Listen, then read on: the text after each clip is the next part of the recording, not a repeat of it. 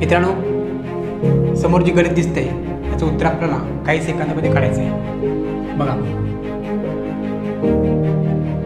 6/5 + 4 बरोबर असं प्रश्न विचारला आहे. तर काय करायचं आहे, 5 आणि 4 याचा गुणाकार करायचा आहे. 5 × 20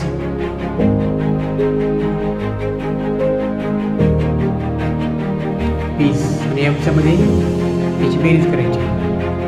6 मिळवायचे म्हणजे 6 24 छेद हे 5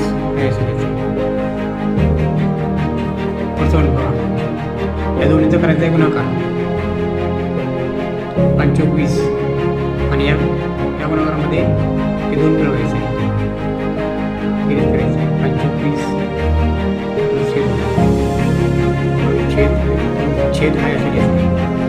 त्याचं उत्तर करायचं आहे, कमेंटमध्ये उत्तर द्यायचं.